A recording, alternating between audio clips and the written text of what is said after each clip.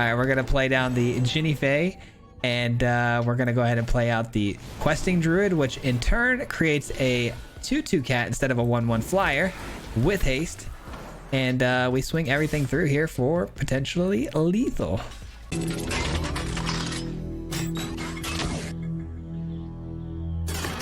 Today we're going to be taking a look at a deck list that got me into Mythic with relative ease, honestly. And this one has been a long time coming because this is a deck list I've been wanting to play for quite some time. We are looking at a Pia Exile list. And if you guys don't know, Pia is a creature that's a 2/3. It's a 2-drop. This card is amazing because it creates these 1/1 Thopters with haste whenever you play a card from Exile, which we got a lot of new toys for this card in the colors of Naya. We've got a new card called Questing Druid, which allows us on the front side of the adventure side to create an opportunity to draw 2 cards into Exile, play those cards from Exile until the end of the turn. A lot like Reckless Impulse, but it's instant speed and we can only play them for the 1 turn, which is a little bit of a downside, but the instant speed helps out with that a lot. Not to mention this also gets bigger as a creature every time you play a card with any other color in it, which this entire deck composes itself of. So this is going to get absolutely massive. And then we got the Pollen Shield Hair. This one is another card that plays really well here because it's an adventure card. These adventure cards, by the way, you play the front side, then the back side is then played from Exile every single time, so it activates that Pia. But this is going to give your Pia or any other creature, you know, plus XX on the front side based on the number of creatures you have, which we're going to have a lot. And then the back side gives your tokens a buff, which is insane. And then of course, Virtue of Loyalty, create a token, get the 1/1 counters later, and also trigger that Pia. Now we got some other really great combos here, guys. The synergies are insane with these 2 cards right here because the Chef is going to create obviously cards to put into Exile every single turn, but it creates a food token, and then Ginny Fae turns every single Thopter and every single food token into a cat with haste in most cases, and we're going to be swinging through for a ton of damage. This deck goes extremely wide, extremely fast, and the synergies are endless. And we finish on the top, of course, with Jetmir because we are the colors of Naya. So we're gonna have some really crazy games. Again, this got us into Mythic with no problem. So enjoy this one, have some fun. If you guys are new here, we do post lists like this 5 days a week. So if you enjoy content like this, if you wouldn't mind liking and subscribing, that stuff helps out an absolute ton. And I'd greatly appreciate it. With that being said, enjoy the video, and hopefully we'll see you at the end. Peace out. All right, ladies and gentlemen, we are finally into Mythic, and we did it with this exciting Exile pile in the colors of Naya. Looking to do some Pia nonsense, playing spells from my Exile. The opening hand here looks really good. I like it. All right, I really love the fact that we have Rocco here in this matchup because the opponent, you know, being mono red, the food tokens are gonna be really good.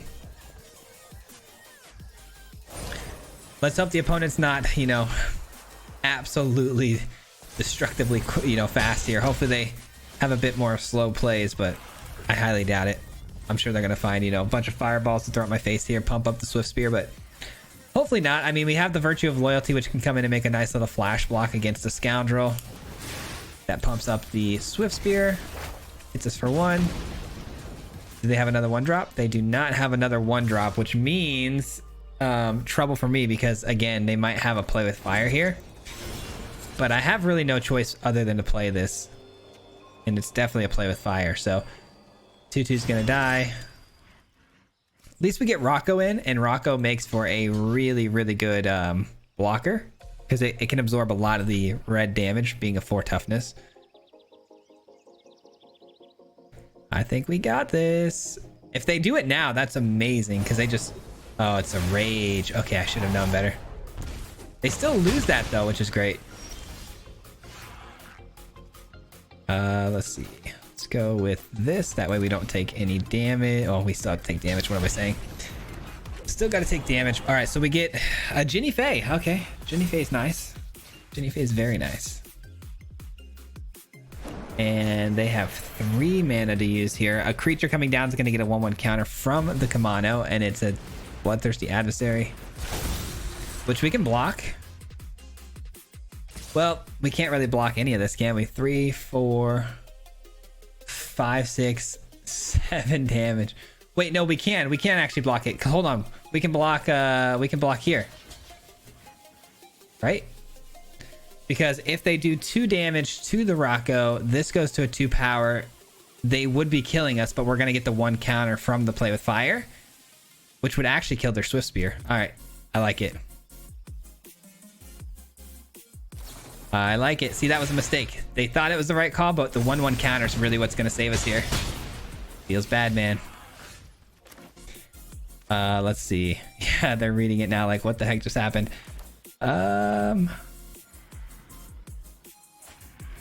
I don't know what I want to do. I kind of want to eat this just to be on the safe side. I don't want to. I don't want to not eat this, or like I don't want to leave myself at 5 for them to have 2 burn spells just to win the game here. So I'm gonna give myself an option here to eat some food. So I'm gonna have to give up on the Ginny. All right, we get a land. All right, that was actually a really good turn. The opponent, you know, inherently had a really good idea there, and I thought the same thing. You know, we were gonna lose the Rocco, but in this case, it worked out really nice. All right, no way to save it. Is what it is. More food tokens. Like I said, well, actually, there's no counter being given, which means no food tokens, I guess. The food tokens, like I said, Rocco just way too good for this matchup. This is the one card you want to see every time you see a mountain come down. It is your saving grace.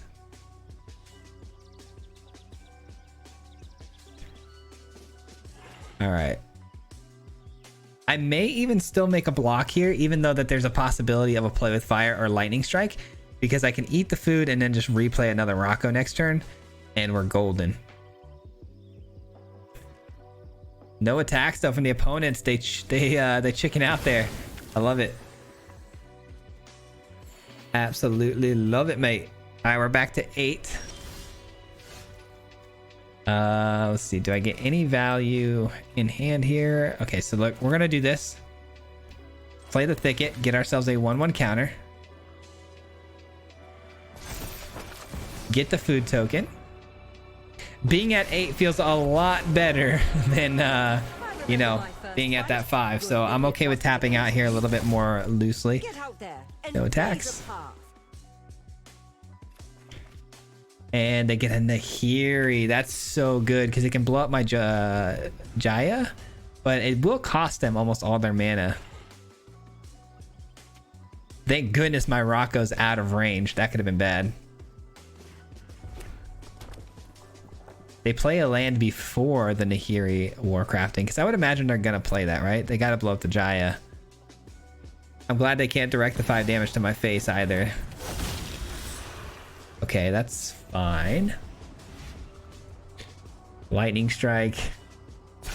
Oh no, they're gonna go with the rage. Okay, so they are planning on attacking here then. Very, very interesting.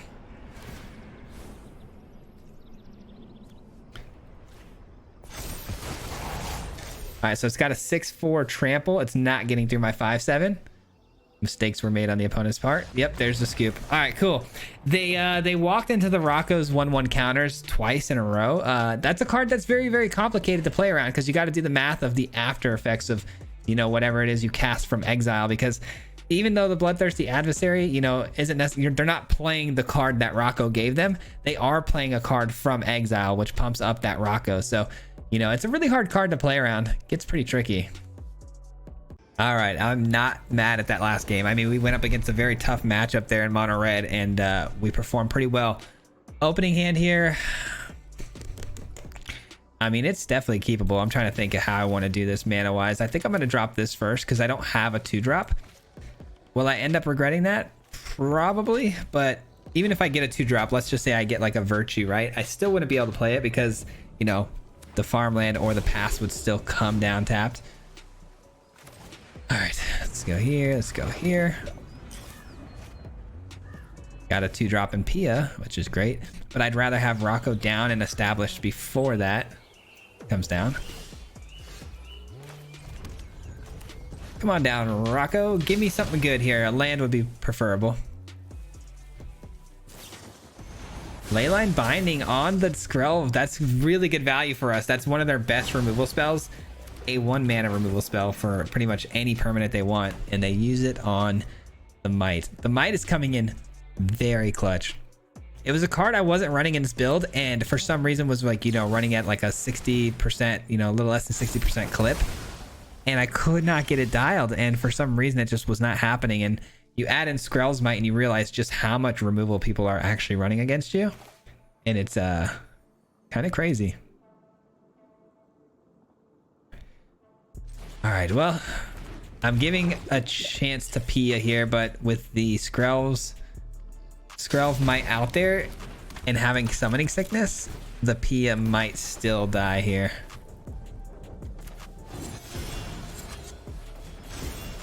All right, we get in for 4. And we've got the Pollen Shield's hair ready to go in exile already, which means it's going to create some 1/1s. But I do hope we get a land, because if I can play out Ginny Fae and the hair, that would be really good, because then the Pia is going to start spitting out cats as opposed to, you know, 1/1 flyers. All right. Pia has been spared for a turn cycle. You'll love to see it. See if we can get a land here. A little bit wasteful on the Druid here, but I do want to make sure I try to get a land here. And we get one, and it's a tap land. These flyers becoming a much bigger deal and a much bigger threat than the opponent probably anticipated. Feeling good, man. Feeling good.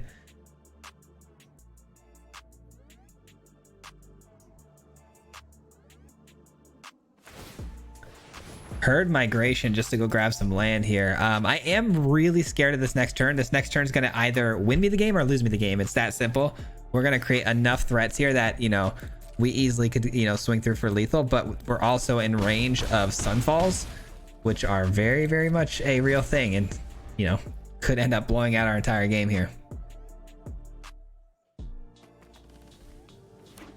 Spare me this once, Magic Gods, please.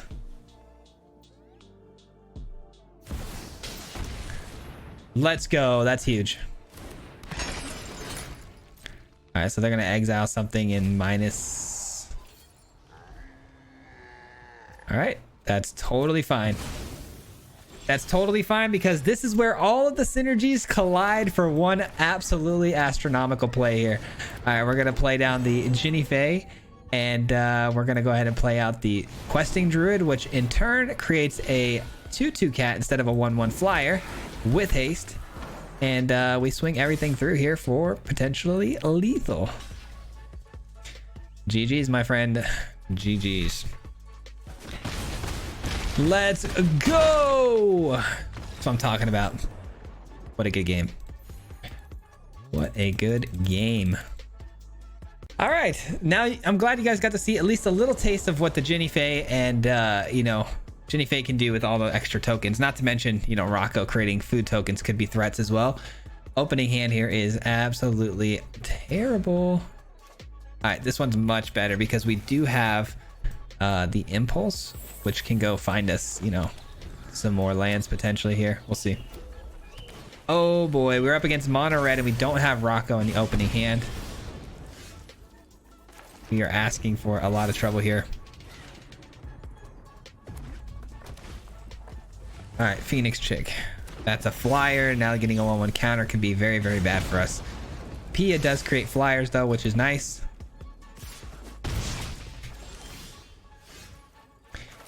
All right, unfortunately, we're gonna have to use the Reckless Impulse here and take this turn off to find more lands. We do find the lands.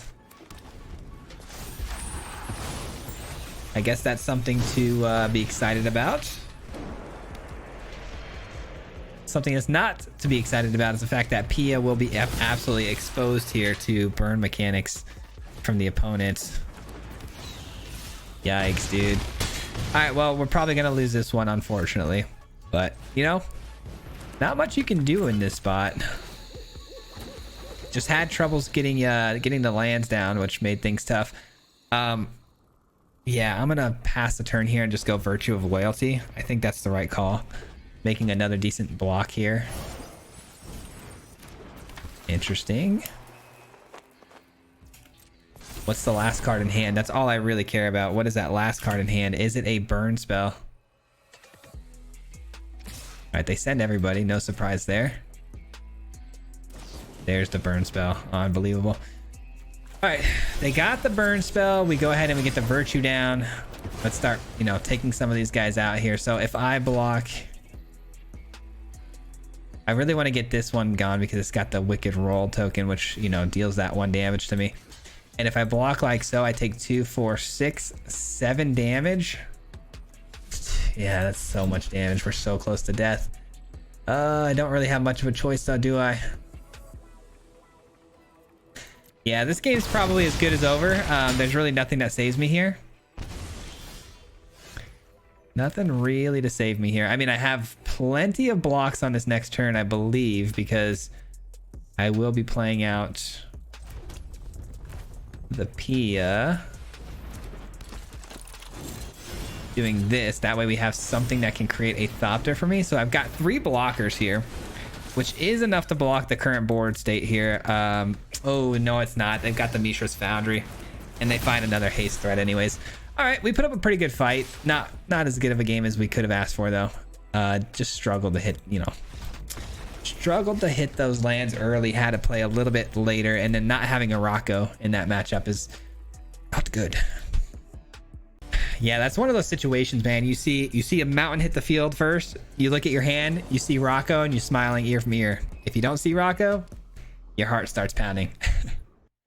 All right, I get to go first. This is definitely keepable. Got myself the Reckless Impulse again. And the mana, I'm going to definitely play out the Plains first. Drop the Skrell, because even if we get a turn 2 tapped land here, I don't really plan on playing the Reckless Impulse until the following turn anyways, because I don't want to lose some of those cards that we could have possibly played. All right, and we do in fact get a tap land in here. There's no reason not to attack.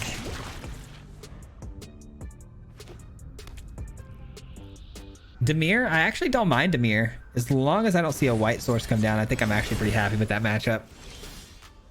Man, my nose is just itching all of a sudden. All right, got some good cards here. I'm actually, you know what? Yeah, I'm gonna go here and here.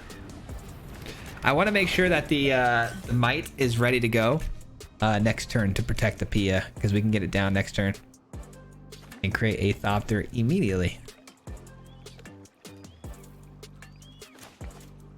Yikes. Okay, give me some tissue here. Hold on. Okay. That's normally not very cool, but because it's a Might, I'm chilling because we get down the Pia. We get down the land. It gives us a 1/1 haste threat that can take out the Liliana right away. Excuse me, I actually gotta blow my nose. This is bad. With friends.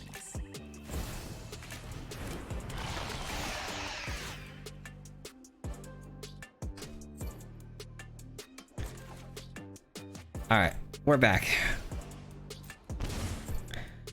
All right, what do we want to do? What to do? I think it's gonna be this. What if I go here first?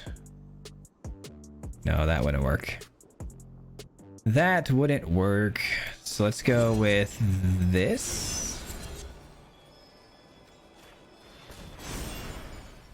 And this. And we'll play this out so we can do the questing druids, instant speed, you know, go fetch.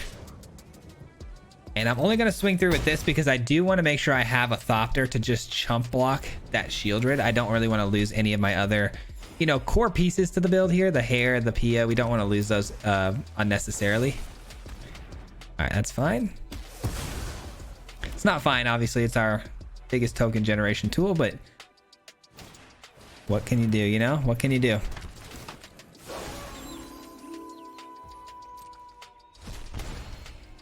All right, that Shieldred is going to be quite an issue here.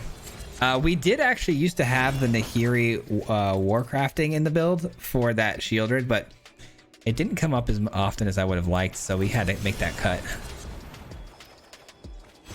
Another Skrelv might, not bad. That's also not bad. All right, let's do it. Let's do it. Let's do it. All right, so if we go... Oh, man, if only the mana lined up in a way where I could, you know, get a non-tapped land down so I can get everything going here. But Ginny Fae, again, gonna have to be on the back burners for now. Let's get down the Skrell's Might. There's nothing wrong here with the Thopters, though, coming down. They are very, very lethal critters, that's for sure. Let's swing through 3 of these bad boys. Got to get the pressure going here. That might even be a mistake. It might even be smart to just send everybody, but it's all good. 2, 3, 4. Okay. Trying to think if I can play out the Druid next turn and the Virtue. Absolutely pop off from maybe lethal, I would think. 2, 4, 6, 8. All right, they're gonna kill the Pia, unfortunately, here with that.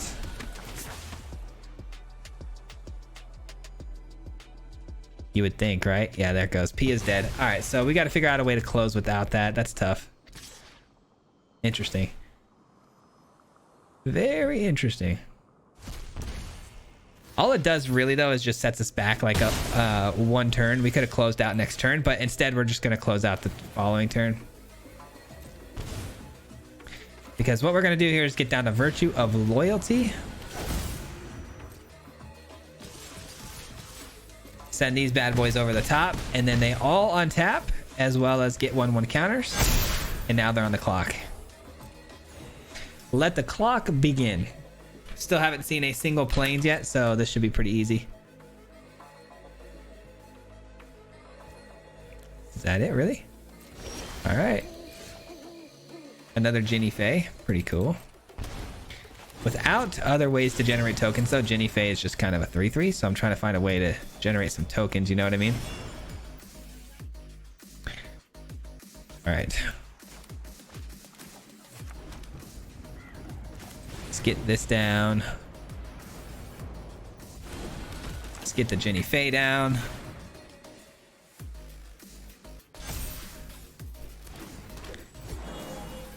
And let's just say, hypothetically, we send everybody here. That's 3, 6, 12. These 2 get blocked down low. That's not lethal. So without it being lethal, I'm just going to send over the top attackers here for the 12 damage. The opponent has a kill spell, it looks like. They're going to have to use it on the Might. Yeah. Let's just, yeah,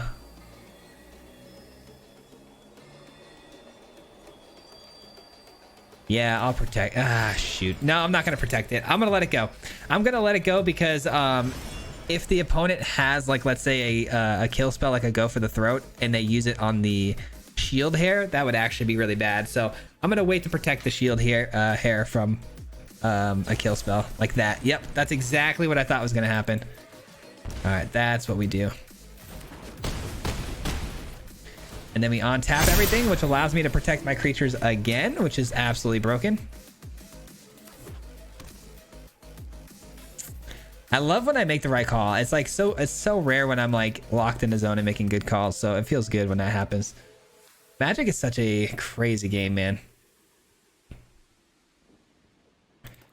Such a crazy game filled with so many ups and downs. I love it though. All right, it looks like the opponent... Okay, they're not going to rope me. It looks like they're just touching the cards here. Good. Okay. Okie dokie. And now that we've kind of seen the opponent's, you know, position here in their hand and what they've run out, you know, no more cards in hand, they're tapped out. We can also tap down the Might to make some of our stuff unblockable. So this is definitely a foregone conclusion. Game's over.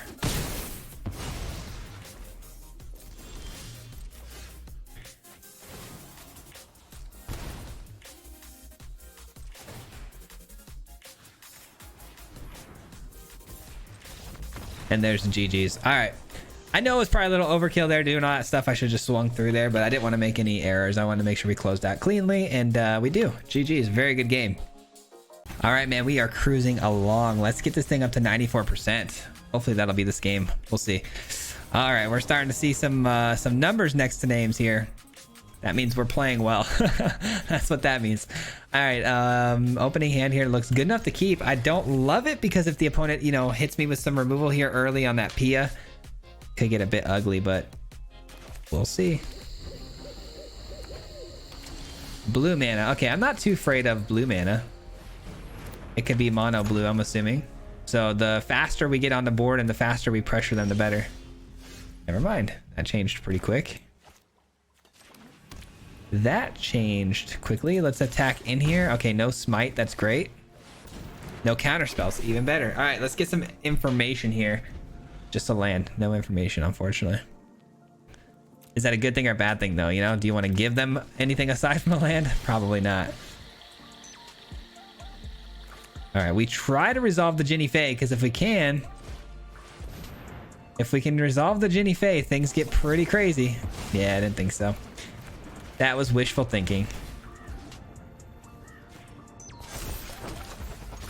I mean, we're still putting some serious pressure on the opponent, though, right now, and I think that's going to be key. As long as there's no depopulate here, we're going to be all right. 3 damage to target tapped creature, and you gain 2 life. Well, I'm really glad we gave the 1/1 counter there to the Pia.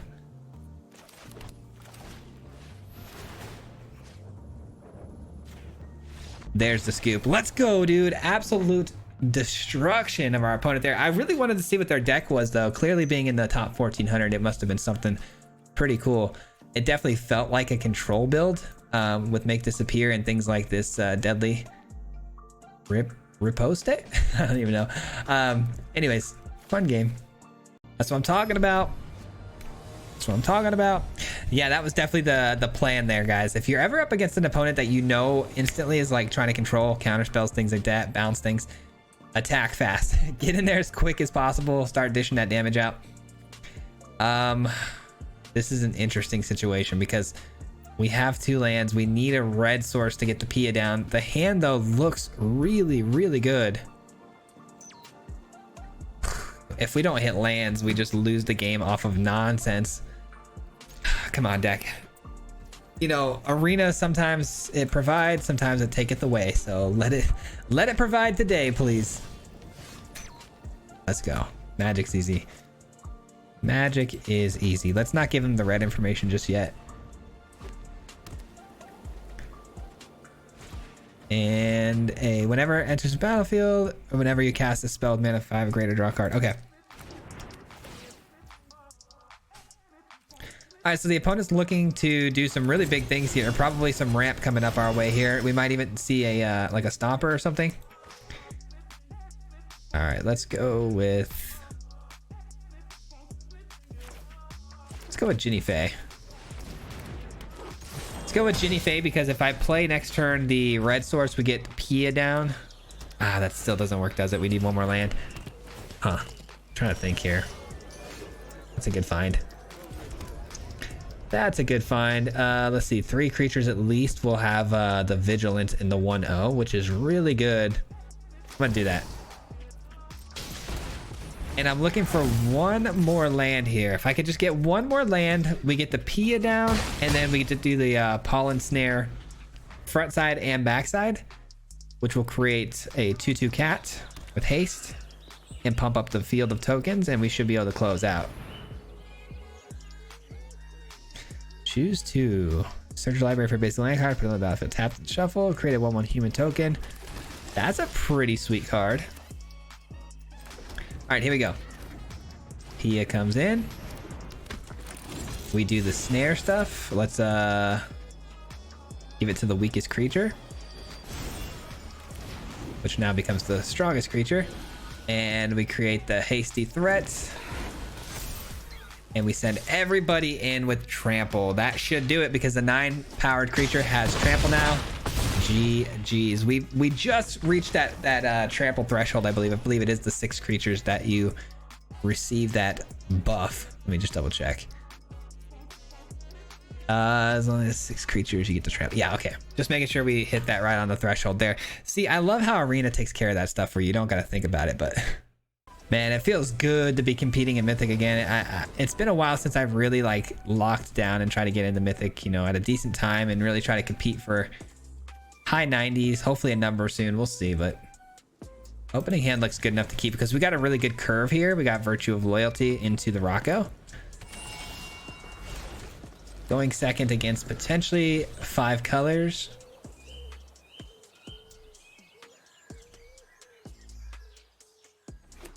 Oh yeah, it's definitely 5 colors.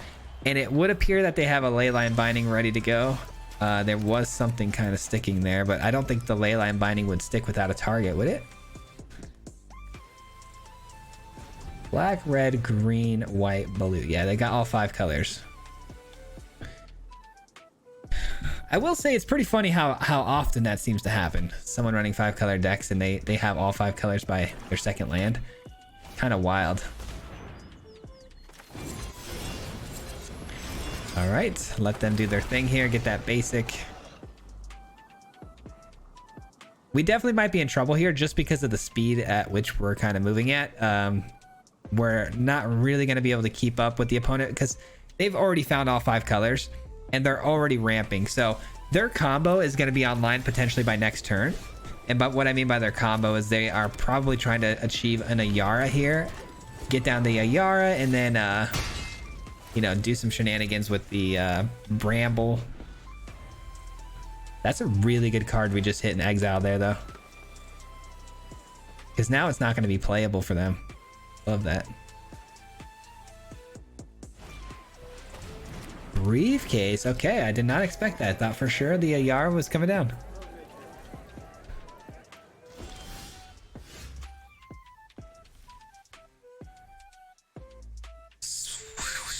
All right, we're gonna play Ginny Faye.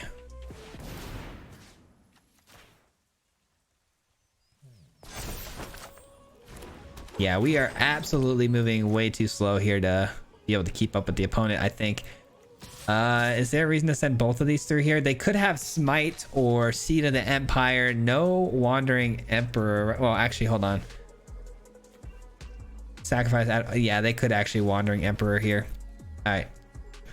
Not going to give him that option.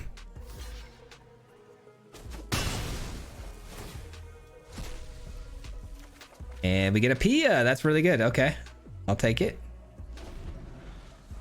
I will definitely take it. You never know. I mean, we do have all the pieces here. All the pieces are ready to go to kind of pop off. So can we make it happen is the question. And we have potentially a third legendary creature coming down next turn, which would open the door for a really cheap Crucible. That's not good. All right, well, that definitely is going to slow the progress quite a bit. Dang it. All right. I really can't pass up the Pia, though. That would be a little silly.